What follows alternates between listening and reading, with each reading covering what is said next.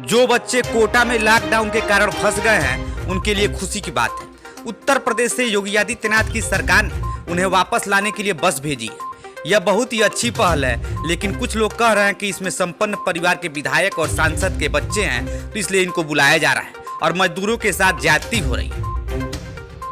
तो जनाब, आपका तर्क गलत है।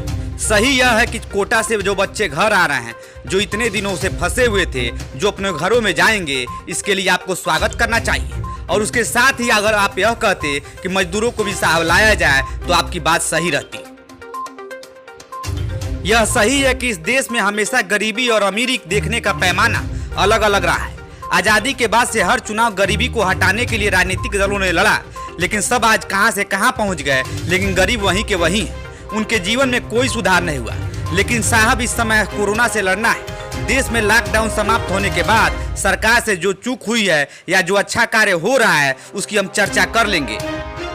लेकिन दोस्तों, अभी हमको और आपको, अमीर गरीब नहीं, सारे देशवासी एक होकर इस कोरोना जैसे महामारी से लड़ना होगा। सरकार ने जो कोटा के लिए फैसला लिया है वह बेहद अच्छा फैसला है। साथ ही उन गरीबों का भी जगह चिन्हित कर ले जहां वह रुके हुए हैं और उनको अलग अलग स्थानों से लाने का प्रयास करती तो सरकार का यह अच्छा कदम होता। कुछ लोग यह कह रहे हैं कि कोरोना के समय राजनीति हो रहा है। यह राजनीति क्यों न हो, अगर देश के पूर्व प्रधानमंत्री के वहां के शादी में लॉकडाउन और सोशल डिस्टेंसिंग का माहौल उड़ाया जाए तो प्रशासन अवगत करती है। और एक तरफ देश की एक और तस्वीर आ रही है कि मिडिल क्लास की फैमिली या गरीब कह ले, दुल्हा दुल्हन को थाने में सिर्फ इसलिए बैठा दिया जाता है कि उन्होंने सोशल डिस्टेंसिंग का पालन नहीं किया। अच्छी बात है, कानून अगर सबके लिए बराबर है तो यह होना चाहिए, लेकिन देश के पूर्व प्रधानमंत्री के परिवार वालों पर भी इसी तरह का कार्रवाई करना चाहिए। दोस्तों, जब जेडीएस से सवाल किया गया तो उनका भी तर्क सुन लीजिए। उनका कहना है कि ऐसा मुहूर्त कभी नहीं आता।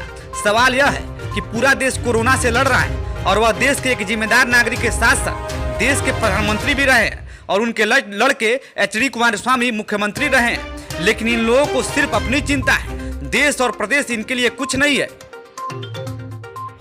दोस्तों, देश से कुछ तस्वीर आया कि सोशल डिस्टेंसिंग तोड़ने पर गरीब व्यक्ति जो भूखा दिल्ली से मुंबई से अपने अपने प्रदेश के लिए पैदल कूच किया, रास्ते में उसको तकलीफ तो हुआ ही, कई बार तबीयत भी खराब हुआ और कई की मौत भी हुई। लेकिन उसके बाद भी जो सोशल डिस्टेंसिंग का पालन नहीं किया, उसको मुर्गा तक बनाया गया, तो कई रिक्शे वाले के पहिया से हवा तक निकाल दी गई। तो यह सब हुआ सोशल डिस्टेंसिंग के नाम पर। अब देखने वाली बात होगी कि इन अमीरजादों के साथ साथ देश के पूर्व प्रधानमंत्री के परिवार को सोशल डिस्टेंसिंग के तोड़ने के जुर्म में कितनी बार मुर्गा और उठा बैठक कराती है पुलिस।